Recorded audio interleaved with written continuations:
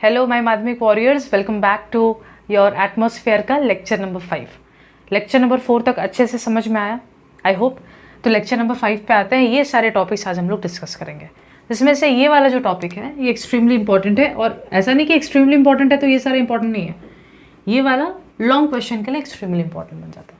ठीक है, चलो इन्वर्जन ऑफ टेम्परेचर। सबसे पहले मुझे बताओ तो नॉर्मल टेम्परेचर लैप्स रेट क्या था? नॉर्मल टेम्परेचर लैप्स रेट ये क्या था? तो दीदी ये था कि जैसे जैसे आप ऊंचे हाइट पे जाती हैं टेम्परेचर ड्रॉप होता है। नॉर्मली ऐसा ही होता है, यानी कि आप ऊपर गई ऑल्टीट्यूड पे, ऑल्टीट्यूड यानी हाइट, आपने ऑल्टीट्यूड इंक्रीज किया, हाइट इंक्रीज किया, तो डेफिनेटली क्या होगा? As a result temperature drop करेगा। जैसे जैसे तुम ऊंचाई पर जा रहे हो टेम्परेचर ड्रॉप हो रहा है। इसका मैंने एक वैल्यू भी बताया था कि अगर तुम 1000 मीटर या फिर 1 किलोमीटर ऊपर गए तो वैल्यू में ड्रॉप कितना होगा? 6.5 डिग्री सेल्सियस। अगर 6.4 भी अगर तुम्हारा दिया हुआ है बुक में तो कोई टेंशन की बात नहीं है, ये बस एक अप्रॉक्सीमेट फिगर है। एक्चुअल फिगर थोड़ी ना हम जान सकते हैं, ये अप्रॉक्सीमेशन है। तो 1000 मीटर या 1 किलोमीटर ऊपर गए तो 6.5 डिग्री सेल्सियस से टेम्परेचर गिरेगा। लेकिन अगर इसी को अदर टर्म्स में सपोज दे दे कि अगर मैं सिर्फ 100 मीटर ऊपर गया तब टेम्परेचर कितना ड्रॉप होगा? तो तब टेम्परेचर होगा 0.6 डिग्री सेल्सियस। तो दोनों वैल्यू तुमको याद होना चाहिए फॉर एग्जाम पर्पस। ठीक है, तो एक सवाल आ रहा होगा कि दीदी ठीक है हम समझ गए कि ऑल्टीट्यूड पर जाते टेम्परेचर ड्रॉप होता है, ऐसा होता क्यों है? तो इसका मैं एक्सप्लेनेशन दे देती हूँ। देखो, तुम लोग जानते हो इंसोलेशन क्या होता है? हाँ दीदी, डे टाइम पे जो सोलर रेडिएशन का जो हिस्सा अर्थ रिसीव करता है उसको हम लोग इंसोलेशन बोलते हैं। ये शॉर्ट वेव के फॉर्मेट में होता है, ये हम लोग पढ़ चुके हैं। तो इमेजिन करो ये हमारा अर्थ सरफेस है और ये हमारा एटमॉस्फेयर है। तो डेफिनेटली एटमॉस्फेयर में ऐसे एयर मॉलिक्यूल्स, गैस के मॉलिक्यूल्स घूम रहे हैं। तुम मुझे बताओ, जब इंसोलेशन आएगा इस तरीके से, तो ये इंसोलेशन का हीट सबसे ज़्यादा कहाँ पे पड़ेगा? दीदी ये इंसोलेशन का हीट सबसे ज़्यादा सरफेस पे पड़ेगा। इसीलिए मतलब ये एटमॉस्फेयर से ट्रैवल करके अर्थ सरफेस पर आएगा। ये अर्थ सरफेस पे जब आएगा तो तुमको नहीं लगता कि दीदी अर्थ सरफेस से पास में मौजूद जो गैस मॉलिक्यूल्स होंगे उनके पास ज़्यादा गर्मी होगा? उनके पास ज़्यादा गर्मी होगा क्योंकि वो ज़्यादा क्लोज है अर्थ सरफेस के, तो वो ज़्यादा हीटअप हो जाएंगे। लेकिन वहीं पर जो थोड़े से दूर दूर हैं वो थोड़े कम गर्म होंगे। अरे मैं तुमसे एक सिंपल सवाल पूछ रही हूँ। मान लो तुम लोग बचपन में, आई डोंट नो अब कितने लोग वो काम करते हैं, बचपन में जब ठंडी का मौसम होता था तो हम लोग वहाँ पे आग जला के ताप लेते थे। तो जितना पास तुम आग के अपना हाथ रखोगे उतना ज़्यादा गर्मी महसूस होगा ना, जितना दूर रहोगे उतना कम महसूस होगा। सिमिलरली अर्थ सरफेस चूँकि इंसुलेशन से बहुत गर्म हो गया है तो उसके कारण जितना ज़्यादा क्लोज मॉलिक्यूल्स अर्थ सरफेस के रहेंगे उतना ज़्यादा गर्म होंगे। और वहीं पर जितना हाई ऑल्टीट्यूड पे जाओगे वो लोग चूँकि अर्थ सरफेस से दूर है तो वो लोग का गर्माहट भी दूर है। यही रीज़न है कि अर्थ सरफेस से जितना तुम ऊंचा जाते हो, चूँकि वो अर्थ सरफेस से और भी ज़्यादा दूर होते जा रहे हैं, तो वहाँ पे टेम्परेचर ड्रॉप होते जाता है। इसीलिए जैसे जैसे हाइट बढ़ता है वैसे वैसे टेम्परेचर ड्रॉप होता है। तो अगर तुमसे कोई पूछता है कि क्यों नॉर्मल टेम्परेचर लैप्स रेट होता क्यों है, क्यों जैसे जैसे ऑल्टीट्यूड बढ़ता है टेम्परेचर गिरता है, तो तुम बोलोगे देखो भाई, अर्थ सरफेस के क्लोज जो मॉलिक्यूल्स हैं वो जल्दी गर्म हो जाते हैं और वो ज़्यादा गर्म होंगे। As a result earth surface पे ज़्यादा गर्मी है उसके आसपास के मॉलिक्यूल्स के बीच में। लेकिन जैसे जैसे हम लोग अर्थ सरफेस से थोड़ा ऊंचाई पे जाते हैं, ऑल्टीट्यूड पे जाते हैं, चूँकि वो लोग अर्थ सरफेस से दूर हैं तो वो उतने भी गर्म नहीं हो पा रहे। एज अ रिजल्ट यहाँ पर हम लोग देख पाते हैं कि टेम्परेचर में ड्रॉप आता है। ठीक है, लेकिन एक बात सुनो, ऐसा नॉर्मली होता है और इसीलिए हम लोग नॉर्मल टेम्परेचर लैप्स रेट इसको कह रहे हैं। नॉर्मली ऐसा होता है, लेकिन कभी कभी ऐसा नहीं भी होता है। मतलब दीदी आप एक्सपेक्ट तो कर रही हैं कि जैसे जैसे ऑल्टीट्यूड होगा ऊपर वैसे वैसे टेम्परेचर गिरेगा, आप एक्सपेक्ट कर रही हैं, लेकिन कभी कभी इस एक्सपेक्टेशंस के उल्टा हो जाता है। आपके इस नॉर्मल जो आप एक्सपेक्ट करके चल रही है इससे उल्टा हो जाता है, और इसी फेनोमेना को हम लोग बोलते हैं इन्वर्जन ऑफ टेम्परेचर। यानी कि दीदी आपने एक्सपेक्ट किया था कि आप ऊंचा जाएंगे और टेम्परेचर गिरेगा, लेकिन जब आपके इस सोच, आपके इस एक्सपेक्टेशन के विपरीत ऑपोजिट कुछ होता है तो उसको बोलते हैं इन्वर्जन ऑफ टेम्परेचर। तो दीदी ऐसा होगा क्यों? क्यों आप जैसा एक्सपेक्ट कर रहे थे वैसा क्यों नहीं हुआ? उसका उल्टा। वैसे तो ये अपने आप में जब तुम लोग हायर स्टडीज़ करोगे, क्योंकि मेरी फ्रेंड ज्योग्राफी ऑनर्स कर रही है तो बताती है कि पूजा इसमें तो अपने आप में एक डिस्कशन कर सकती है एक पूरा क्लास। लेकिन अभी हम लोग उसके बारे में बात नहीं करेंगे। अभी हम लोग बात करते हैं अपने 10 के लेवल पे। तो 10 के लेवल पे हम लोगों को इन्वर्जन ऑफ टेम्परेचर में 2 टाइप का इन्वर्जन पढ़ना है, सरफेस इन्वर्जन और वैली इन्वर्जन। ये हम लोगों को 2 टाइप पता होना चाहिए। इसके अलावा भी बहुत सारे प्रकार होते हैं, लेकिन हम लोगों को ये 2 के बारे में पता होना चाहिए। सरफेस इन्वर्जन क्या होता है, ध्यान से देखो। नाइट टाइम में होता क्या है, ये तुम्हारा अर्थ सरफेस है, और नाइट टाइम में दीदी होता है टेरेस्ट्रियल रेडिएशन, यानी कि अर्थ सरफेस हीट को वापस रिफ्लेक्ट बैक करता है लॉन्ग वेव के फॉर्मेट में। इस दौरान होता क्या है कि दीदी अर्थ सरफेस बहुत ज़्यादा ठंडा हो जाता है, क्योंकि पूरा का पूरा हीट रिफ्लेक्ट बैक हो गया। इसीलिए इससे आसपास मौजूद गैस मॉलिक्यूल्स ये भी ठंडे हो जाते हैं। लेकिन आसपास मौजूद गैस मॉलिक्यूल्स ठंडे इसीलिए हुए क्योंकि वो क्लोज थे अर्थ सरफेस के, और अर्थ सरफेस बहुत कोल्ड हो गया था। ज़मीन अपने आप में बहुत ठंडा है, तो उसके आसपास मौजूद हवाएं भी ठंडी हो गई। लेकिन वहीं दीदी जितना आप ऊंचाई में जाएंगी, चूंकि वो अर्थ सरफेस से दूर है, इसीलिए वो ज़्यादा जल्दी ठंडे नहीं हो पाए, और इसीलिए यहाँ पर गर्मी होगा, यहाँ पे थोड़ा सा वार्म होगा, यहाँ पे थोड़ा सा कोल्ड होगा रीजन। तो दीदी आप एक्सपेक्ट की थी जैसे आप ऑल्टीट्यूड में ऊंचा जाएंगे टेम्परेचर गिरेगा, लेकिन यहाँ तो उल्टा हो गया ना। आपके नीचे यहाँ पर आप देख रहे हैं यहाँ टेम्परेचर लो है, लेकिन ऊपर तो टेम्परेचर हाई है। ये हमेशा नहीं होगा बाबू। इसके लिए स्पेशल केसेस होते हैं कि क्लाउडलेस स्काई होना चाहिए, ये होना चाहिए, वो होना चाहिए। बहुत सारे अपने अपने कंडीशंस हैं। हम लोग उतना डिटेल में तो नहीं पढ़ेंगे क्लास 10 के लेवल पे। हम लोग बस इतना जानते हैं कि दीदी नॉर्मली आप एक्सपेक्ट करती हैं कि हाइट बढ़ने से टेम्परेचर गिरना चाहिए, लेकिन जब ऐसा ना हो तो आप इसको इन्वर्जन ऑफ टेम्परेचर का नाम देती हैं। इन्वर्जन ऑफ टेम्परेचर में 2 टाइप हम लोग को क्लास 10 के लेवल पे पढ़ना है, सरफेस इन्वर्जन और वैली इन्वर्जन। सरफेस इन्वर्जन ये होता है कि जब आप रात के समय पे टेरेस्ट्रियल रेडिएशन देख पाती हैं, तो उस दौरान अर्थ सरफेस बहुत जल्दी ठंडा हो जाता है, और इसीलिए अर्थ सरफेस के क्लोज जो मॉलिक्यूल्स मौजूद है वो ज़्यादा ठंडे होते हैं, रादर देन जो दूर मौजूद होते हैं वो थोड़े ज़्यादा गर्म होते हैं कंपैरेटिवली। इसलिए टेम्परेचर जैसे जैसे ऊंचा जाता है टेम्परेचर भी बढ़ना शुरू हो जाता है, ना कि गिरता है। तो नॉर्मल टेम्परेचर लैब स्टेट के खिलाफ हो गया, तो इसको हम लोग इन्वर्जन कह रहे हैं। ये मुद्दा समझ में आया? अच्छा दीदी, वैली इन्वर्जन क्या होता है ये समझो। ये थोड़ा समझने में बच्चों को टाइम लगता है, बट ऐसा कुछ है नहीं, समझ जाओगे तो समझ जाओगे। वैली इन्वर्जन क्या होता है तो देखो, आई होप कि मेरे साथ तुम भी ड्रॉ कर रहे हो, वरना फिर फ़ायदा क्या है? फिर तो कोई फ़ायदा ही नहीं है बाबू। ड्रॉ करो, समझो, कभी दिक्कत हो तो वापस जाओ और फिर सुनो, ऐसे करके। वैली इन्वर्जन क्या है तो मैं एक बात बोल रही हूँ, अगेन ये नाइट टाइम का ही सिचुएशन है, ठीक है। मैं यहाँ पे बना रही हूँ पहाड़, यह है वैली और यह है माउंटेन, ठीक है। अब सुनना मेरा बात।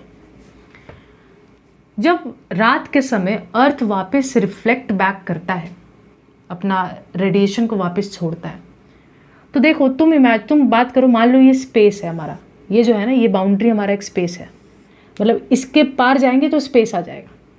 तुम मुझे बताओ ये हिस्सा स्पेस के ज़्यादा करीब है या ये हिस्सा स्पेस के ज़्यादा करीब है? ऑफ कोर्स दीदी ये ज़्यादा करीब है।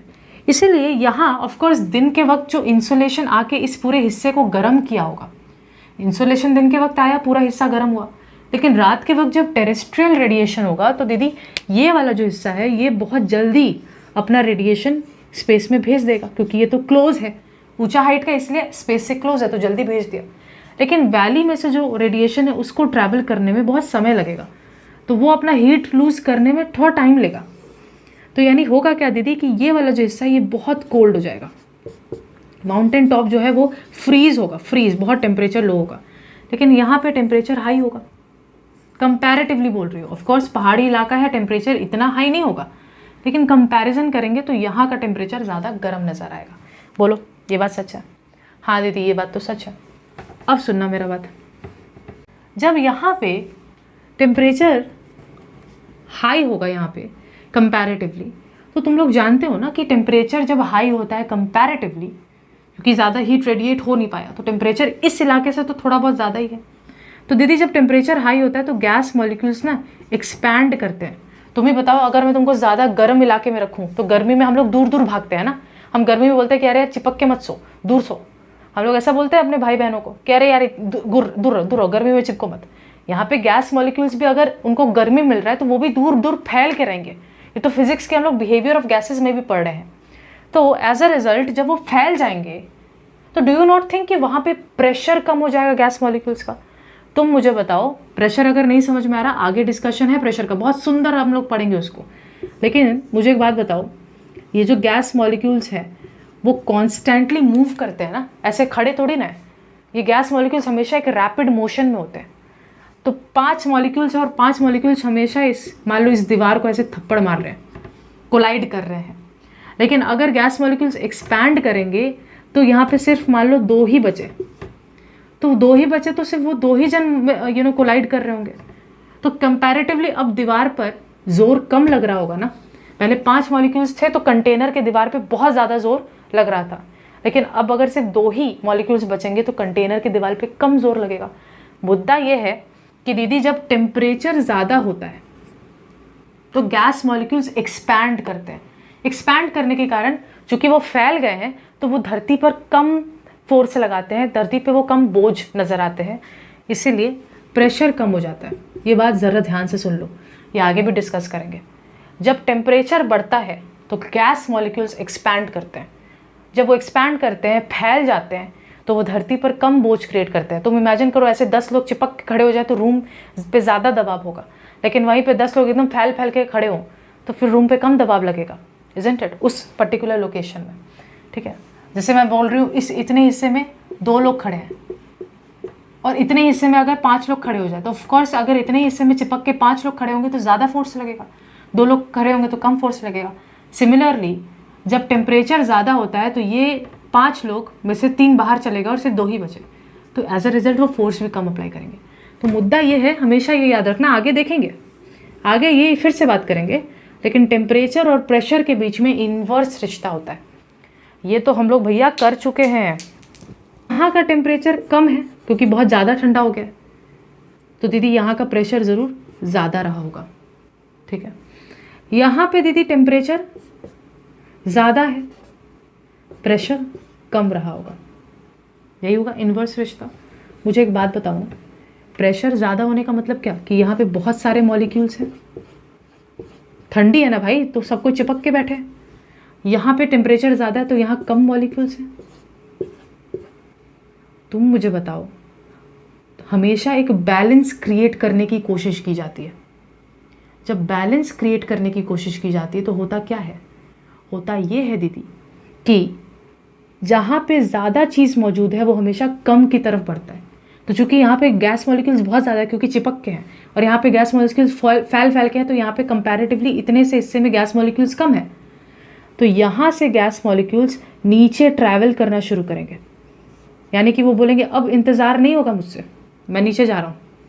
और ये धड़धड़ाते हुए जब गैस मॉलिक्यूल्स ऐसे नीचे गिर रहे होंगे, पूरे एयर मास समझो, ठंडा ठंडा एयर मास नीचे जा रहा है, ठंडा है ना यहाँ पे, ठंडा ठंडा एयर मास नीचे जा रहा है, तो हम लोग इसको बोलते हैं कैटाबैटिक विंड। विंड, अब इसको विंड कह दिए। विंड क्या होता है, जब एयर मासेस मूव होने लगते हैं ना, एक जगह से दूसरी जगह हलचल करने लग जाते हैं, तो उसको विंड बोलते हैं। इसके बारे में भी डिटेल में बात होगा, ठीक है, अभी बस इतना समझो। तो दीदी आप बोलना क्या चाहती हैं, एक बार मिटा के बना रही हूँ, फिर से सुनना, ठीक है, ये समझना बहुत इंपॉर्टेंट है, वरना फिर मज़ा नहीं आएगा। दीदी आप बोलना ये चाहती हैं, ध्यान से सुनना, हम लोग वैली इन्वर्जन समझ रहे हैं कि दीदी नाइट टाइम में ये है पहाड़, ये है वैली। पहाड़ चूँकि स्पेस के ज़्यादा क्लोज है तो यहाँ से बहुत जल्दी जल्दी रेडिएशन बाहर चला गया, यहाँ पे टेम्परेचर बहुत ज़्यादा नीचे चला गया है, और यहाँ पे चूँकि लॉन्ग डिस्टेंस है तो यहाँ टेम्परेचर कंपैरेटिवली गर्म है। दीदी यहाँ टेम्परेचर बहुत ज़्यादा कम है तो यहाँ पे गैस मॉलिक्यूल्स चिपक के होंगे, तो यहाँ पे प्रेशर ज़्यादा होगा। जब यहाँ पे टेम्परेचर बहुत ज़्यादा है तो गैस मॉलिक्यूल्स फैल गए होंगे, प्रेशर लो होगा। तो दीदी यहाँ पे गैस मॉलिक्यूल्स बहुत ज़्यादा है इसलिए प्रेशर ज़्यादा है, तो यहाँ से गैस मॉलिक्यूल्स चूँकि ज़्यादा है तो वो ट्रैवल करना शुरू करेंगे नीचे, और ये ठंडे ठंडे गैस मॉलिक्यूल्स हैं, इसको हम लोग बोलते हैं कैटाबैटिक विंड। अब ध्यान से सुनो होगा क्या, जब ये ठंडे ठंडे गैस मॉलिक्यूल्स नीचे की तरफ आएंगे तो डू यू नॉट थिंक कि यहाँ पे दीदी पूरा ठंडक क्रिएट हो जाएगा, क्योंकि ठंडे गैस मॉलिक्यूल्स ऐसे ठंडे पूरे हवा ऐसे नीचे ट्रैवल किया, कैटाबैटिक विंड नीचे आया है, यस यहाँ पे टेम्परेचर बहुत लो हो जाएगा। और ये जो वैली का जो टेम्परेचर, ऑलरेडी वैली में जो हवाएं थी वो थोड़ी ऊपर शिफ्ट हो जाएंगे, जगह देंगे ना भाई, वरना ऐसे जगह ऐसे अड़स के थोड़ी ना बैठ सकते हैं। तो ये क्या होगा कि जैसे यहाँ पे ठंडे वाले एयर मासेस नीचे मूव करेंगे तो ये वैली के ऐसे सरफेस पे ऐसे बैठ जाएंगे, और जो यहाँ वैली वाले हवाएं थे वो थोड़े ऊपर पुश हो जाएंगे। होगा क्या, तो तुम देख पा रहे हो कि दीदी जब आप ऊपर जाएंगी तो टेम्परेचर बढ़ रहा है। क्यों? क्योंकि ये ज़्यादा ठंडा इलाका था, तो यहाँ से आया हुआ हवा भी वैली में मौजूद हवा से तो ज़्यादा ठंडा था ना, तो यहाँ पे बहुत ठंडक होगा। लेकिन जैसे जैसे आप ऊंचा जाएंगी तो टेम्परेचर बढ़ जाएगा। इन्वर्जन देखने को मिला, नीचे ज़्यादा ठंडा है और टेम्परेचर ऊपर बढ़ रहा है। नॉर्मल टेम्परेचर लैब्स बोलता था टेम्परेचर गिरेगा जैसे ऑल्टीट्यूड पे हाई जाएंगे, यहाँ तो टेम्परेचर उल्टा बढ़ रहा है। इसीलिए वन ऑफ द रीजंस है कि लोग जो है ना वैली में कभी भी अपना घर नहीं बनाते, क्योंकि उनको पता है कि नाइट टाइम में ये हरकत होने वाला है, और नाइट टाइम में ऐसा होगा तो बहुत फ्रीजिंग टेम्परेचर होगा, और इसलिए वो यहाँ पे अपना सेटलमेंट्स बनाते हैं, यहाँ पे घर बनाया जाता है, क्योंकि यहाँ पे फिर भी टेम्परेचर फिर भी ऊंचा है। क्यों? जैसे जैसे ऑल्टीट्यूड पे जाएंगे टेम्परेचर बढ़ेगा। लेकिन यहीं पे अगर बना दोगे तो ये जो कैटाबैटिक विंड ऊपर से ऐसे सरकते हुए जो यहाँ पे विंड एयर मासेस बह रहे हैं, ये बहुत ठंडे हैं, यहाँ पे रहने लायक हैबिटेट नहीं हो सकता। इसीलिए जो पहाड़ी इलाके पे घर बनाए जाते हैं ना, वो माउंटेन टॉप्स पे बनाते हैं, वैली पे एकदम बॉटम पे नहीं बनाते। वन ऑफ द रीजंस ये है। तो एक बार इन्वर्जन ऑफ टेम्परेचर को एक बार रिपीट करें दीदी। इन्वर्जन ऑफ टेम्परेचर यानी कि जब नॉर्मल टेम्परेचर लैप्स रेट जैसा ना हो, जबकि उसके एकदम ऑपोजिट हो, यानी जैसे जैसे आप ऑल्टीट्यूड बढ़ाएं टेम्परेचर गिरने लग जाए, तो उसको हम लोग इन्वर्जन ऑफ टेम्परेचर बोलते हैं। सरफेस इन्वर्जन तब होता है जब नॉर्मली नाइट टाइम में अर्थ सरफेस के पास मौजूद जो मॉलिक्यूल्स है वो ज़्यादा ठंडे होते हैं, क्योंकि अर्थ सरफेस खुद बहुत ज़्यादा ठंडा है, और उसके ऊपर मौजूद मॉलिक्यूल्स थोड़े कम ठंडे होते हैं। और वैली इन्वर्जन होता है जहाँ पे माउंटेन्स ज़्यादा ठंडे हो गए, क्योंकि जल्दी जल्दी उन्होंने रेडिएट कर दिया हीट को। वैलीज कम ठंडे रह गए क्योंकि इन्होंने ज़्यादा हीट को रेडिएट कर नहीं पाए, तो यहाँ टेम्परेचर कंपैरेटिवली ज़्यादा है। एज अ रिजल्ट यहाँ लो टेम्परेचर होने के कारण हाई प्रेशर है, और यहाँ पे गैस मॉलिक्यूल्स ऐसे ट्रैवल करते हैं। तो प्रेशर जहाँ हाई है, हाई प्रेशर से गैस मॉलिक्यूल्स लो प्रेशर की ओर ट्रैवल करते हैं, और एज अ रिजल्ट ये ठंडे हवा नीचे बैठ जाता है, और यहाँ पे जो गर्म हवा था वो थोड़ा ऊपर चला गया, तो यहाँ पे भी इन्वर्जन देखने को मिलता है। बोलो समझ में आ गया? ठीक है दीदी। तो देखो लगे हाथों तुम लोगों ने इन्वर्जन ऑफ टेम्परेचर समझा और वैली इन्वर्जन समझ लिया। इसी को वैली इन्वर्जन बोल रहे हैं, क्योंकि वैली में ऐसा देखने को मिल रहा है कि टेम्परेचर विथ हाइट बढ़ रहा है, तो वैली इन्वर्जन। और तुमने कैटाबैटिक विंड भी समझ लिया। एनाबैटिक विंड क्या होता है? डे टाइम में ये होता है। कैटाबैटिक नाइट टाइम में देखने को मिलता है माउंटेनस रीजन्स में, एनाबैटिक विंड डे टाइम में देखने को मिलता है, तो वो भी देख लेते हैं। उसका इन्वर्जन से कोई लेना देना नहीं है, यहाँ पे बस हम लोग मुद्दा देखेंगे होता क्या। देखो एनाबैटिक विंड होता क्या है ये समझ लेते हैं। तो डे टाइम में क्या होगा तुम बताओ मुझे, ठीक है? डे टाइम में दीदी इंसोलेशन का किस्सा आने वाला है, ठीक है? ये वैली है, ये माउंटेन है। डे टाइम में मान लो यहाँ पे सूरज है। मुझे एक बात बताओ, सूरज का ज़्यादा हीट कहाँ पे पड़ेगा? माउंटेन टॉप्स पे या एकदम वैली बॉटम पे? कहाँ ज़्यादा इंसोलेशन आएगा? दीदी जाहिर सी बात है, चूँकि माउंटेन टॉप्स सन से ज़्यादा करीब है तो वहाँ ज़्यादा इंसोलेशन होगा। डेफिनेटली तुम अग्री करते हो इस बात से। तो यानी कि दीदी सूरज जब प्रेजेंट है यहाँ पे हम देख पा रहे हैं, तो सुबह के वक्त इंसोलेशन माउंटेन टॉप पे ज़्यादा होगा, क्योंकि ये सन से ज़्यादा पास है तो ज़्यादा एक्सपोज्ड है, ठीक है? तो यहाँ पे टेम्परेचर ज़्यादा है, तो यहाँ पे गैस मॉलिक्यूल्स फैल गए होंगे, यानी कि दीदी यहाँ पे प्रेशर लो रहा होगा। बिल्कुल सही है दीदी। यहाँ पे कम टेम्परेचर है क्योंकि कंपैरेटिवली कम यहाँ पे रोशनी पहुँच पा रहा है, तो यहाँ पे टेम्परेचर कम होगा, तो दीदी प्रेशर हाई होगा। प्रेशर हाई है यानी कि गैस मॉलिक्यूल्स बहुत ज़्यादा चिपके हुए हैं। जब ऐसा होगा दीदी डेफिनेटली गैस मॉलिक्यूल्स ऊपर चढ़ना शुरू करेंगे। गैस मॉलिक्यूल्स ऊपर चढ़ना शुरू करेंगे तो हमको ये चढ़ते हुए जो एयर मासेस है इसको हम लोग बोलते हैं एनाबैटिक विंड। एनाबैटिक विंड। तो दीदी कैटाबैटिक और एनाबैटिक अगर पूछ भी लेता है तो बहुत बड़ा कोई हम लोग को कठिन कुछ नहीं है, कुछ हार्ड नहीं है। सिंपल बात यह है कि एनाबैटिक विंड डे टाइम में होता है। ये होता क्या है, जब डे टाइम में सूरज का जब डे टाइम में माउंटेन टॉप ज़्यादा एक्सपोज होता है सूरज के, तो वो ज़्यादा इंसोलेशन रिसीव करता है, वहाँ टेम्परेचर ज़्यादा है, प्रेशर कम है। वैली कम रिसीव कर पाता है, इसलिए वहाँ टेम्परेचर कम है, प्रेशर ज़्यादा है। As a result high pressure से लो प्रेशर की ओर विंड बहना शुरू हो जाता है, और इसी को हम लोग एनाबैटिक विंड कहते हैं। बात समझ में आ गया? कैटाबैटिक नाइट टाइम में हो रहा था, जहाँ पे माउंटेन टॉप से यहाँ पे बह रहा था, बस। और क्या है, कुछ भी डिफिकल्ट नहीं है। ओके दीदी, अब हम लोग यहाँ पे आज डिस्कस करते हैं, ये भी हो गया, ये भी हो गया, ये भी हो गया, causes of variation in atmospheric temperature. बहुत इंपॉर्टेंट है, ध्यान से देखेंगे और धीरे धीरे देखेंगे। सो अब हम लोग बात करते हैं causes of variation of atmospheric temperature. ये सारे पॉइंट्स लॉन्ग क्वेश्चन के लिए इंपॉर्टेंट है, ठीक है। एग्जाम में हो सकता है तुम्हारे टर्म के जो एग्जाम्स होते हैं फर्स्ट टर्म सेकेंड टर्म, उसमें ये पूछा जा सके। देखो, ये तो सच है कि दीदी अर्थ जो है डे टाइम में इंसुलेशन रिसीव करता है, नाइट टाइम में टेरेस्ट्रियल रेडिएशन द्वारा जो हीट आया था दिन के वक्त उसको रिलीज करता है वापस, सच बात है। लेकिन तुमको क्या लगता है कि ये जो इंसुलेशन और टेरेस्ट्रियल रेडिएशन अर्थ रिलीज कर रहा है या रिसीव कर रहा है इंसुलेशन, ये क्या अर्थ के हर पार्ट पे सेम होता है? नहीं दीदी, ऑफ कोर्स इसके मुद्दा आपने डिस्कस किया था शायद इंसुलेशन वाले पार्ट में। हाँ, वही टॉपिक है लेकिन थोड़ा सा और एक्सपैंड कर दिया गया है। वही टॉपिक है लेकिन थोड़ा सा और एक्सपैंडेड है। यानी मुद्दा ये है दीदी कि अर्थ जो है उसके डिफरेंट लोकेशंस पे डिफरेंट तरीके का टेम्परेचर हमको देखने को मिलता है। नॉर्थ पोल पे ज़्यादा ज़्यादा गर्मी नहीं है, इक्वेटर पे ज़्यादा गर्मी है। तो वो कौन कौन से रीजंस हैं जिसके कारण ये टेम्परेचर में फ़र्क आता है, ठीक है। तो पहला पॉइंट उठाते हैं लैटिट्यूड। अब जिसको नहीं पता उसके लिए मैं कुछ बात बोलना चाहती हूँ, ठीक है। अब हम लोग तो 10 में है, इतना बेसिक्स तो नहीं जा सकते, लेकिन मैं फिर भी बता रही हूँ एक चीज़। जो हमारा अर्थ है ना, हम लोग अर्थ को बेटर समझने के लिए, अर्थ में हो रहे चीज़ों को और अच्छे से समझ पाने के लिए, लोकेशन को ट्रैक करने के लिए हम लोग अर्थ पे कुछ इमेजिनरी लाइंस बनाते हैं, ठीक है। इसमें से ये जो स्ट्रेट लाइन देख रहे हो, जो स्ट्रेट लाइन ऐसे करके ड्रॉ की जाती है, ये इमेजिनरी है, अर्थ पे एक्चुअल में तो मौजूद नहीं है, लेकिन ऐसे जो स्ट्रेट लाइन ड्रॉ की जाती है इनको हम लोग लॉन्गिट्यूड्स बोलते हैं। तो मैं ऐसे याद रखती थी, लॉन्गिट्यूड्स यानी जो लंबा लंबा ड्रॉ हुआ है, और लैटिट्यूड्स होता है जो लेट लेट का ड्रॉ हुआ है, ये लैटिट्यूड, ठीक है। जिसमें से 0 डिग्री लैटिट्यूड पे हमारा इक्वेटर है ना, ये तो हम लोग जानते हैं। दीदी 90 डिग्री लैटिट्यूड पे हमारे पास क्या है, नॉर्थ पोल है। दीदी 90 डिग्री साउथ पे हमारे पास साउथ पोल है। ये सारी बातों को हम लोग जानते हैं। बस यहाँ पे बता रही हूँ कि लैटिट्यूड का मतलब होता है लेटा लेटा लाइन, इमेजिनरी है ऑफ कोर्स, और लॉन्गिट्यूड का मतलब होता है लंबा लाइन, ठीक है दीदी। अब मैं क्यों बता रही हूँ, ध्यान से सुनो।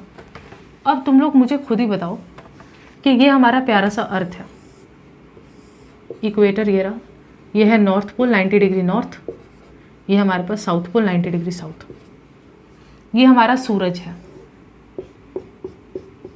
मुझे एक बात बताओ ना, हमारा जो सन है ऑफ कोर्स इतना पास नहीं है, वरना हम लोग जीवित नहीं होते, जिंदा नहीं होते ऑफ कोर्स, लेकिन हमारा जो सूरज है उसका एक तो डायरेक्ट सनलाइट हम तक इक्वेटर तक पहुंचता है, एकदम सीधा सीधा, इसको हम लोग बोलते हैं वर्टिकल रेज। और एक होता है सूरज का रेज जो थोड़ा हमारे पास टेढ़ा पहुंचता है, इसको हम लोग स्लैंटिंग रेज बोलते हैं, स्लैंटिंग रेज। और काफ़ी बुक्स में ना इसी सेम चीज़ को ओब्लीक भी बोलते हैं। तो ओब्लीक बस एक फैंसी वर्ड है स्लैंटिंग का, जिसका सिंपल मतलब होता है टेढ़ा। क्या बोलना चाहती हैं? मैं बोलना ये चाहती हूँ कि जितना तुम इक्वेटर के पास हो यहाँ पे, उतना तुम अर्थ का वर्टिकल रेज रिसीव करोगे। लेकिन जितना तुम इक्वेटर से दूर जाओगे पोल के तरफ, जितना तुम इक्वेटर से दूर जाओगे पोल के तरफ, उतना ही सन का तुम स्लैंटिंग रेज रिसीव करोगे। आई हैव अ क्वेश्चन, जो डायरेक्ट सन रेज आ रहा है वो ज़्यादा तुमको गर्म करेगा या फिर जो टेढ़ा सन रेज आ रहा है वो? ऑफ कोर्स दीदी, जो डायरेक्ट सन रेज आ रहा है, चूंकि वो देखिए कितना छोटा डिस्टेंस उसको कवर करना पड़ रहा है। स्लैंटिंग वाले को तो अर्थ के शेप के कारण बहुत दूर जाकर गिरना पड़ेगा, बहुत दूर उसका फासला है, बहुत दूर उसका रास्ता है। बट इक्वेटर तो बहुत पास में है ना। मैं ऐसे तोंद निकाल के खड़ी हो जाऊँ तो डेफिनेटली मेरे तोंद पर सबसे पहले सनरेज पड़ेगा दैन मेरे फेस पर। अर्थ का भी वही हाल है, उसका तोंद निकला हुआ है तो तोंद पर उसके पहले सनरेज पड़ रहा है, और जो पोलर रीजन है उस पर थोड़ा कम सनरेज पड़ रहा है। मुद्दा यही है, मुद्दा ये है कि तुम मुझे बताओ, तुम अगर इक्वेटोरियल रीजन को देखोगे तो ये इक्वेटोरियल रीजन एक लैटिट्यूड है, इजंट इट? तो तुम जितना लैटिट्यूड में फ़र्क करते जाओगे, जितना इक्वेटर से दूर जाते जाओगे, तुम मान लो इस लैटिट्यूड पे हो, मान लो तुम इस लैटिट्यूड पे हो, इस लैटिट्यूड पे हो, मुझे एक बात बताओ, कहाँ सबसे ज़्यादा गर्मी लगेगा? जो लैटिट्यूड इक्वेटर से करीब है। लेकिन जो लैटिट्यूड इक्वेटर से दूर है वहाँ तुमको ठंडी लगेगा, क्योंकि स्लैंटिंग रेज आ रहा है। तो कहीं ना कहीं लैटिट्यूड भी मैटर करता है कि तुम अर्थ पे कहाँ हो, क्योंकि इक्वेटर से जितना दूर का लैटिट्यूड हम देखेंगे उतना ज़्यादा वहाँ पे ठंडी होगा। रीज़न बीइंग वो एरिया उतना ही तिरछा यानी कि स्लैंटिंग रेज रिसीव करता होगा। ये भी है बात। दीदी ऑल्टीट्यूड, अरे ऑल्टीट्यूड वाला डिस्कशन तो हो गया दीदी। नॉर्मली जितना ज़्यादा आप हाइट पे मौजूद होंगे वहाँ पे टेम्परेचर उतना कम होगा नॉर्मली, इन्वर्जन को अगर आप छोड़ दें। इसीलिए जो पहाड़ी इलाके होते हैं वहाँ पे टेम्परेचर फिर भी कम होता है, लेकिन जो प्लेन वाले इलाके हैं वहाँ टेम्परेचर बहुत ज़्यादा है। जो बिहार वगैरह है, यूपी है, वो पूरा प्लेन इलाका है, तो चूँकि वो ज़्यादा हाइट पे मौजूद नहीं है तो वहाँ टेम्परेचर ज़्यादा है। लेकिन उत्तराखंड, कश्मीर, ये सारे पहाड़ी इलाके हैं, तो वहाँ चूँकि हाइट पे लोग रहते हैं, तो हम लोग तो जानते हैं विथ हाइट टेम्परेचर गिरता है नॉर्मली, तो चूँकि वहाँ पे भी कम टेम्परेचर है, तो ज़्यादातर जो ऊंचे हाइट पे मौजूद जगहें हैं वहाँ नॉर्मल टेम्परेचर लैब्स रेट के कारण ज़्यादा टेम्परेचर नहीं होता है। तो कहीं ना कहीं तुम प्लेन लैंड पे हो या ऑल्टीट्यूड पे हो, वो भी बात अफेक्ट करता है कि तुम्हारे यहाँ पे टेम्परेचर कैसा होगा। सही बात है। अच्छा, तीसरा वाला इंपॉर्टेंट है, ये सुनो, क्योंकि लैटिट्यूड और ऑल्टीट्यूड तो फिर भी समझ में आता है। तीसरा वाला देखते हैं, distance from the sea. Distance from the sea. अब ये मुद्दा थोड़ा सा सुनो, डे टाइम पे होता क्या है और नाइट टाइम पे होता क्या है, ये देखो। डे टाइम पे ये मान लो तुम्हारे पास जमीन है, लैंड, और नाइट टाइम पे ये तुम्हारे पास है सी। मुझे एक बात बताओ, अगर यहाँ पे सूरज मौजूद है, सूरज लैंड पे भी हीट दे रहा है, इंसोलेशन, और सी पे भी दे रहा है, कौन ज़्यादा जल्दी गर्म होगा, ज़मीन या सी? तो ये बात हमेशा ध्यान रखना, क्योंकि ज़मीन एक सॉलिड मैटर है और सॉलिड में मॉलिक्यूल्स बहुत टाइटली पैक्ड होते हैं, इसलिए ज़मीन ज़्यादा जल्दी गर्म होगा। ज़मीन का टेम्परेचर बहुत ज़्यादा हो जाएगा, सी का भी टेम्परेचर बढ़ेगा, सी भी गर्म होगा, लेकिन सी का टेम्परेचर कंपैरेटिवली कम होगा, इसलिए मैं यहाँ पे सी पे लो टेम्परेचर दिखा रही हूँ। इसका मतलब ये नहीं कि सी ठंडा हो रहा है, सी भी गर्म हो रहा है, लेकिन कंपैरिजन में अगर ये 40 डिग्री है तो ये शायद 35 डिग्री रहा होगा। ऐसी बातें हो रही हैं। अच्छा, यहाँ अगर टेम्परेचर बढ़ गया है तो इसके ऊपर मौजूद गैस मॉलिक्यूल्स दीदी एक्सपैंड हो जाएंगे, क्योंकि इनको भी हीट मिल रहा होगा, तो ये भी फैल जाएंगे, और जब ये फैलेंगे तो यहाँ पे गैस मॉलिक्यूल्स फैलने के कारण यहाँ पे टेम्परेचर लो हो जाएगा, सॉरी यहाँ पे प्रेशर लो हो जाएगा, क्योंकि गैस मॉलिक्यूल्स फैल गए। दीदी सी पे कंपैरेटिवली टेम्परेचर कम है, तो यहाँ गैस मॉलिक्यूल्स चिपके हुए हैं, और अगर वो चिपके हुए हैं तो यहाँ पे प्रेशर हाई है, यहाँ पे प्रेशर हाई है। बात समझ पाए? लैंड ज़्यादा जल्दी गर्म हुआ, इसलिए उसके ऊपर मौजूद मॉलिक्यूल्स एक्सपैंड हो गए और प्रेशर लो हो गया। लेकिन सी जो है वो ज़्यादा जल्दी गर्म हो नहीं पाया, तो वहाँ पे मॉलिक्यूल्स सिकुड़ गए और यहाँ पे प्रेशर हाई है। और तुम लोग जानते हो दीदी, ऑफ कोर्स, जहाँ पे प्रेशर हाई है यानी जहाँ पे मॉलिक्यूल्स ज़्यादा है कंसनट्रेटेड, और यहाँ मॉलिक्यूल्स बहुत दूर दूर है, तो जहाँ ज़्यादा है वहाँ से लो की तरफ बढ़ेगा, क्योंकि हमेशा बैलेंस क्रिएट करता है। तो यहाँ पे सी के ऊपर मौजूद जो एयर मासेस है वो लैंड की तरफ आना शुरू करेंगे, और इसी को हम लोग बोलते हैं सी ब्रीज। पढ़े हो कि नहीं बचपन में? सी ब्रीज होता क्या है? डे टाइम पे सी के ऊपर मौजूद जो एयर मासेस हैं जब वो लैंड की तरफ मूव करना शुरू करती हैं तो हम लोग इसको सी ब्रीज कहते हैं। और ये तो चूंकि सी से बहते हुए आ रहा है, तो ये मॉइस्चर कैरी करेगा ना, ये अपने अंदर वाटर वेपर मॉइस्चर कैरी करेगा, और इसीलिए इसको ऑन शोर विंड भी कहते हैं। अब मुझे एक बात बताओ, तो जब ये ऑन शोर विंड इस डायरेक्शन में बहेगा, डू यू नॉट थिंक कि दीदी ये जब ये मॉइस्चर नमी के साथ बहेगा तो यहाँ पे जो इतना खतरनाक गर्मी हुआ था उसको थोड़ा राहत मिलेगा, है ना? थोड़ा सा टेम्परेचर मॉइस्चरस विंड, थोड़ा ठंडा ठंडा हवा बहेगा तो थोड़ा राहत मिलेगा। बिल्कुल सही हो। तो प्लीज़ ये याद रखो, डे टाइम पे सी ब्रीज बहता है। क्यों बहता है? क्योंकि दीदी डे टाइम पे सी कंपैरेटिवली कम गर्म होता है, तो वहाँ प्रेशर ज़्यादा है। लैंड बहुत ज़्यादा गर्म है तो वहाँ प्रेशर लो है, तो हाई से लो की तरफ जो एयर मासेस मूव करते हैं तो मॉइस्चर के साथ वो जाते हैं, इसी को सी ब्रीज कहते हैं। सी ब्रीज क्यों? क्योंकि सी से बह रहा है ना, सी से बह के आ रहा है, इसलिए सी ब्रीज। ब्रीज का मतलब हवाएं होती हैं, ठीक है? और ये मॉइस्चर वाला है तो इसको ऑन शोर विंड भी कहते हैं। ऑन शोर वर्ड का ही मतलब होता है कि जो नमी के साथ बह रहा हो, जो सी के या ओशन से बह रहा हो, चूँकि उसके अंदर एक नमी है इसलिए उसको ऑन शोर बोलते हैं। अच्छा, नाइट टाइम में देखो क्या होगा। फिर से तुम्ही से क्वेश्चन पूछेंगे हम। बताओ नाइट टाइम में क्या होना चाहिए? क्या होना चाहिए मतलब? अरे भैया, ये है लैंड, ये है सी। क्वेश्चन तुमसे वही है कि व्हाट डू यू थिंक, जब नाइट टाइम पे टेरेस्ट्रियल रेडिएशन रिफ्लेक्ट बैक होगा, जब वापस अर्थ अपना गर्मी छोड़ेगा तो लैंड जल्दी ठंडा होगा या सी जल्दी ठंडा होगा? अगेन सॉलिड जितना जल्दी गर्म होता है उतना जल्दी ठंडा भी होता है, इसलिए अगेन लैंड जो है, ज़मीन जो है वो ज़्यादा ठंडा हो जाएगा, सी उसके कंपैरिजन में कम ठंडा होगा। इसका मतलब ये नहीं कि सी गर्म हो रहा है, इसका मतलब है सी इसके कंपैरिजन में कम ठंडा है। चूँकि दीदी यहाँ ज़्यादा ठंडक है तो यहाँ पे जो इसके ऊपर मौजूद एयर मॉलिक्यूल्स होंगे वो भी ठंडे हो गए होंगे और वो चिपक के बैठे होंगे, तो यहाँ पे प्रेशर हाई है। दीदी ये कंपैरेटिवली ज़्यादा गर्म है तो यहाँ पे एयर मॉलिक्यूल्स थोड़े एक्सपैंडेड फॉर्मेट में होंगे, और जब वो एक्सपैंडेड होंगे तो यहाँ प्रेशर लो है। और दीदी आप तो हमेशा से बोलते आई हैं कि हाई से लो की तरफ हवाएं मूव करेंगी, तो यहाँ मौजूद जो इतने ज़्यादा गैस मॉलिक्यूल्स थे अब वो सी की तरफ जाना शुरू करेंगे। इसको हम लोग बोलते हैं लैंड ब्रीज। और इससे होगा क्या कि जो ठंडा ठंडा यहाँ पे मौसम क्रिएट होगा, तो ठंडा हवा जब यहाँ बह जाएगा तो यहाँ उतना भी ठंड नहीं रह पाएगा जितना होना चाहिए था, क्योंकि ठंडा हवा तो सी की तरफ चला गया, तो यहाँ जितना ठंडा होना चाहिए उतना हो नहीं पाया ठंडा। ठीक है, इसको हम लोग लैंड ब्रीज कहते हैं क्योंकि ये लैंड से बह रहा है, और चूंकि ये ज़मीन से बह रहा है तो इसके पास कोई मॉइस्चर नहीं है, और इसीलिए ये मॉइस्चरलेस विंड होता है, और इसीलिए इसको हम लोग कहते हैं ऑफ शोर विंड। ऑफ शोर विंड यानी कि ये बिना मॉइस्चर वाला विंड है। ठीक है, ये आप क्यों पढ़ा रही है? मुझे एक बात बताओ, डे टाइम पे बहुत गर्मी था, सी ब्रीज आके गर्मी को थोड़ा राहत दिया था। नाइट टाइम में बहुत ठंडी था, लैंड ब्रीज जाके थोड़ा ठंडक को कम किया। डू यू नॉट थिंक कि दीदी डे टाइम में गर्मी भी ज़्यादा नहीं हो रहा है क्योंकि सी ब्रीज बह रहा है, और नाइट टाइम में ठंडी भी ज़्यादा नहीं हो रहा है क्योंकि लैंड ब्रीज तो बह के ठंडक को लेके ही जा रहा है। इसीलिए जो भी लोकेशंस सी के करीब होते हैं वहाँ पे बहुत ज़्यादा ठंडी या बहुत ज़्यादा गर्मी कभी नहीं होता, और वहाँ पे वो लोग एक्सपीरियंस करते हैं मॉडरेट क्लाइमेट। मॉडरेट यानी मीडियम।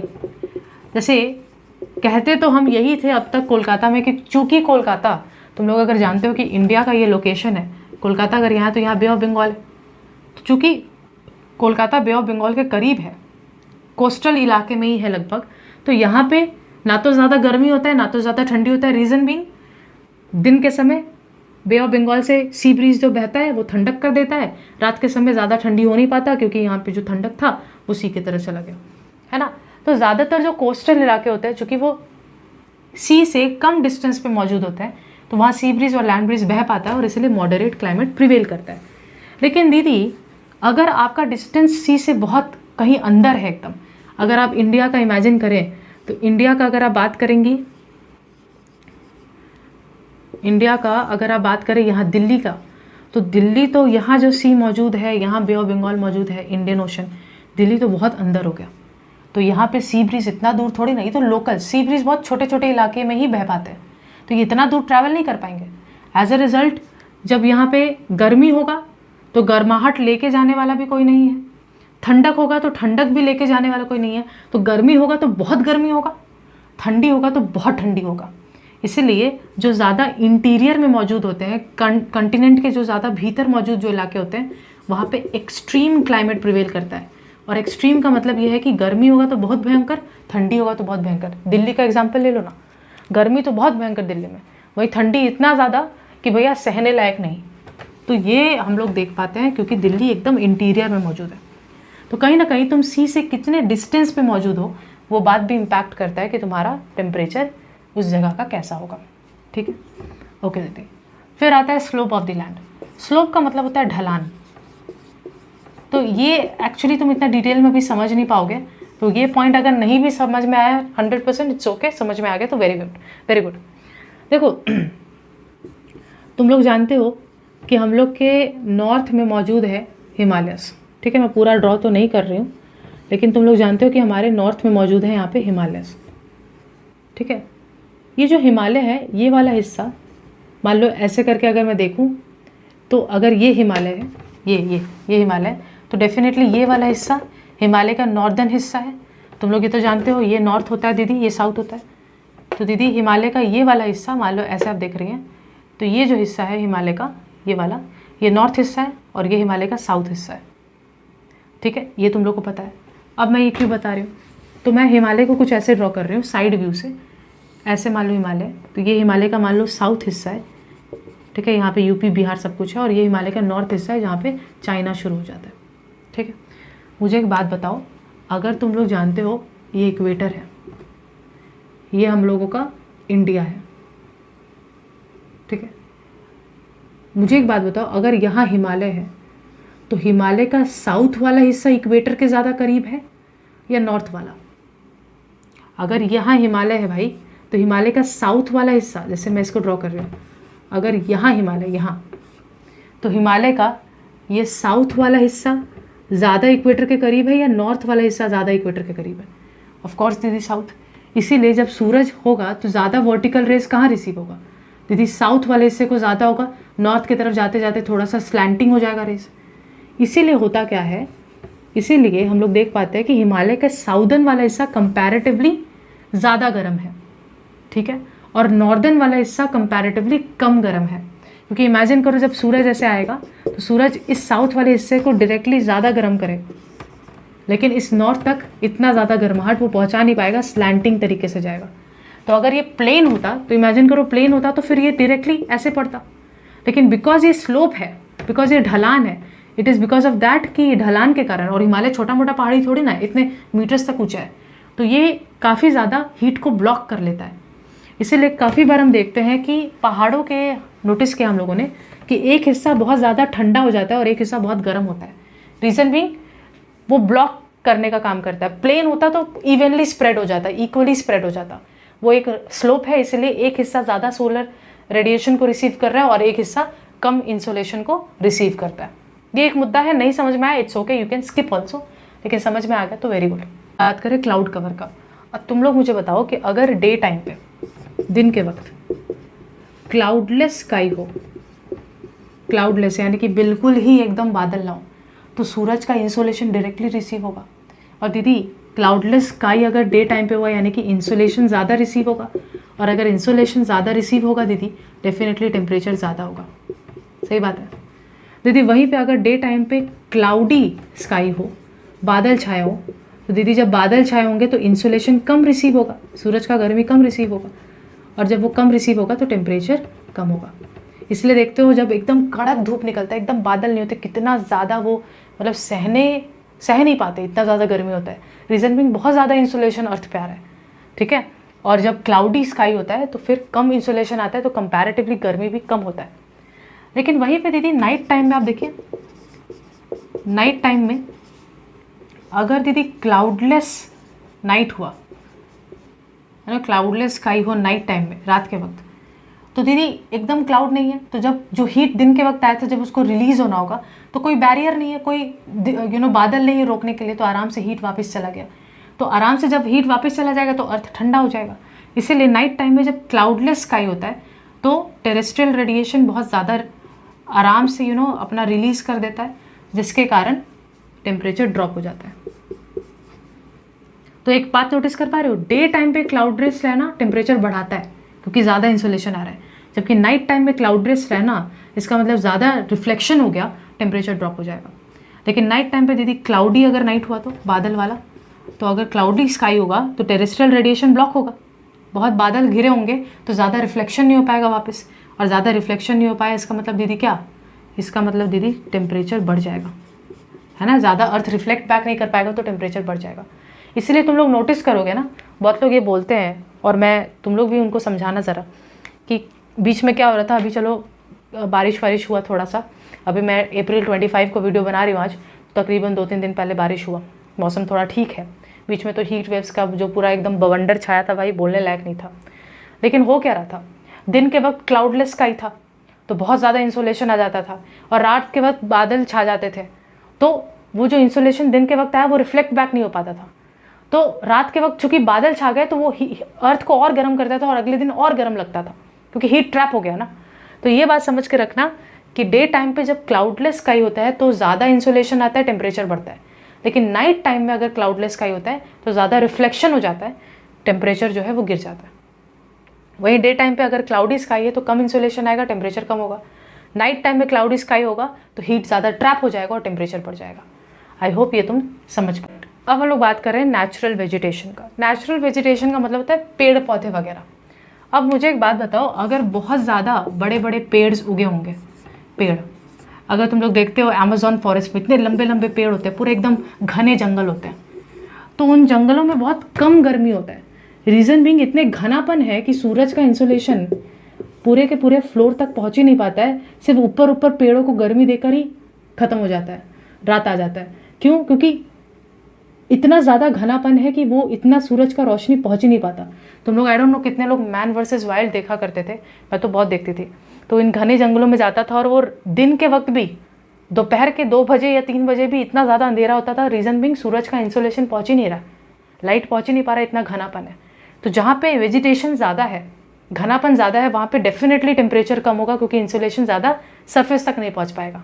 लेकिन जहाँ बिल्कुल ही पेड़ पौधे नहीं हैं वहाँ बहुत ज़्यादा इंसोलेशन पहुँचेगा और बहुत जल्दी जल्दी सरफेस गर्म भी होगा। तो दीदी ये तो फैक्ट है ऑफ कोर्स। और लास्ट आता है urbanisation and industrialisation. Urbanisation word वैसे तो आएगा इंडिया चैप्टर में भी, लेकिन अर्बनाइजेशन का मतलब होता है शहरीकरण। मतलब जब गांव भी शहर में चेंज होने लग जाता है, गांव भी शहर में चेंज होने लग जाता है। मतलब मान लो कि गांव से लोग जब उठ उठ कर शहर में शिफ्ट होने लग जाते हैं, गांव का जो पूरा रूप है वो शहर में परिवर्तित होने लग जाता है, उसको हम लोग अर्बनाइजेशन कहते हैं। जैसे तुम लोग अब पटना जाकर देखो तो पटना में ऑफकोर्स आज भी गांव के इलाके हैं, लेकिन अब तो पटना एक सिटी कहलाया जाता है, इतना ज़्यादा डेवलप हो गया। तो मेरे गांव गोरखपुर जाके देखो, आज से 15 साल पहले 20 साल पहले पिक्चर कुछ और था, आज गोरखपुर का पिक्चर कुछ और है। तो डेफिनेटली क्यों होता है? बिकॉज विद टाइम कुछ चेंजेस आते हैं, विद टाइम कुछ डेवलपमेंट होते हैं। लेकिन अर्बनाइजेशन मतलब ये होता है कि जब गांव के लोग उठ करके शहर की तरफ मूव आउट करते हैं। क्यों? क्योंकि उनको बेटर जॉब चाहिए होता है या बेटर एजुकेशन चाहिए होता है वगैरह वगैरह। जैसे कि एक एग्जांपल मैं ले रही हूँ कि मेरे दादाजी खुद गांव रहते थे ऑफ कोर्स, लेकिन उन्होंने कैलकाटा शिफ्ट किया अपने आप को। क्यों? क्योंकि यहाँ पे ज़्यादा फैसिलिटीज़ थी, यहाँ पे सब कुछ अच्छा था, यहाँ पे वो जॉब ढूंढ रहे थे, जॉब उनको मिल गया, मतलब बिजनेस ढूंढ रहे थे, बिजनेस कर रहे थे, तो यहीं पे वो बस गए। तो अर्बनाइजेशन का मतलब यही होता है कि जब गांव के लोग माइग्रेट करते हैं, जाते हैं शहर की तरफ। ठीक है। अब इस दौरान ऑफ कोर्स बहुत बहुत इंडस्ट्रीज़ का भी डेवलपमेंट होता है, और ये हैवी इंडस्ट्रियलाइजेशन कभी भी ऑफ कोर्स इन्वायरमेंट के लिए अच्छा नहीं है, क्योंकि इंडस्ट्रियलाइजेशन से बहुत पोल्यूशन होता है, और ये पोल्यूशन में ऐसे ग्रीन हाउस गैसेज रिलीज होते हैं। ये ग्रीन हाउस गैसेज हम लोग बात कर चुके हैं कि ये हीट को ट्रैप करते हैं, और जब ये हीट को ट्रैप करेंगे तो डेफिनेटली ग्लोबल वार्मिंग का सिचुएशन पैदा होगा, और ग्लोबल वार्मिंग देखते ही देखते क्लाइमेट चेंज का रूप ले लेगा। ठीक है। तो डेफिनेटली तुम लोग देख पाओगे कैलकाटा में भले ही हम लोग सी के बहुत करीब हैं, बे ऑफ बंगाल के बहुत करीब है, इतना गर्मी क्यों है? क्योंकि इतना ज़्यादा इंडस्ट्रियलाइजेशन हुआ है, इतने ज़्यादा ग्रीन हाउस गैसेज रिलीज हुए हैं, पोल्यूशन हुआ है कि हीट ट्रैप हो रहा है ना। तो जहाँ पे जैसे अगर तुम चले जाओ पहाड़ी इलाके में जहाँ इतना ज़्यादा डेवलपमेंट नहीं है, वहाँ उतना गर्मी भी नहीं है, क्योंकि इतना फैक्ट्रीज बिल्ड नहीं हुआ, तो पोल्यूशन भी कम है, देयरफॉर हीट कम ट्रैप हुआ है, तो गर्मी भी कम है। लेकिन जितने ही डेवलप्ड इलाके में जाओ, दिल्ली वगैरह में, कोलकाता में, यहाँ पे जितना ही ज़्यादा डेवलपमेंट हम देख पाते हैं, उतना ही ज़्यादा गर्मी भी है, क्योंकि वहाँ हीट ट्रैप हो रहा है। तो दीदी आप इक्वेटर से जितना ज़्यादा दूर जाएंगे टेम्परेचर ड्रॉप होगा, स्लैंटिंग रेज मिलेगा आपको। जितना आप ऊंचा जाएंगे नॉर्मली उतना टेम्परेचर ड्रॉप होता है। जितना आप सी के डिस्टेंस में है, जितना इंटीरियर में है, उतना ज़्यादा आपको एक्सट्रीम क्लाइमेट देखने को मिलेगा। आपका ढलान जो है, जो ढलान ज़्यादा इंसोलेशन रिसीव कर रहा है वहाँ डेफिनेटली ज़्यादा गर्मी होगा, जो कम रिसीव कर रहा है वहाँ कम गर्मी होगा। क्लाउड कवर, अगर दिन के वक्त क्लाउड ज़्यादा है तो फिर आपका इंसोलेशन कम आएगा, टेम्परेचर कम हो जाएगा। क्लाउड नहीं है तो इंसोलेशन ज़्यादा आएगा, टेम्परेचर ज़्यादा होगा। नाइट टाइम में बिल्कुल उसका रिवर्स होता है। नेचुरल वेजिटेशन, पेड़ पौधे ज़्यादा हैं तो डेफिनेटली ज़्यादा टेम्परेचर नहीं आ पाएगा, क्योंकि इंसोलेशन ज़्यादा नहीं आ पा रहा। और अर्बनाइजेशन और इंडस्ट्रियलाइजेशन अगर बहुत डेवलपमेंट भी हो रहा है तो ज़्यादा डेवलप्ड इलाके मतलब ज़्यादा गर्मी, बिकॉज पोल्यूशन वहाँ पे डेफिनेटली हो रहा होगा, और पोल्यूशन हो रहा होगा तो हीट ट्रैप तो होगा ही। तो विद दिस हम लोग अपना लेक्चर नंबर 5 को कंप्लीट करते हैं। अगले लेक्चर में हम लोग हीट बेल्ट वगैरह को हम लोग डिस्कस करेंगे। एक्सट्रीमली इंपॉर्टेंट वो भी है, पूरा चैप्टर में ही पूरा इंपॉर्टेंट भरा हुआ है, लेकिन मज़ा भी आना चाहिए। ज्योग्राफी मेरा बहुत फेवरेट सब्जेक्ट रहा है हमेशा से ही। कॉमर्स स्टूडेंट हूँ, बट ज्योग्राफी से प्यार छूटते नहीं छूटता। तो I hope that you love this. If you are loving this you can recommend your friends. तुम्हारे फ्रेंड्स में अगर कभी उनको स्ट्रगल हो रहा हो कि यार ज्योग्राफी मेरे से नहीं हो पा रहा, तो यार उनको भी हेल्प करो। सिर्फ अपने अच्छे मार्क्स लाने से कुछ नहीं होता, साथ साथ जब दूसरे बच्चे भी अच्छे मार्क्स लाते हैं तुम्हारे फ्रेंड्स, तो और मोटिवेशन मिलता है कि तुम उनसे भी बेहतर कर सको। ये नहीं कि मेरा अच्छा हो रहा है वो डेफिनेटली उसको नहीं बताएंगे क्योंकि उसका अच्छा नहीं होना चाहिए, ऐसा मत सोचा करो।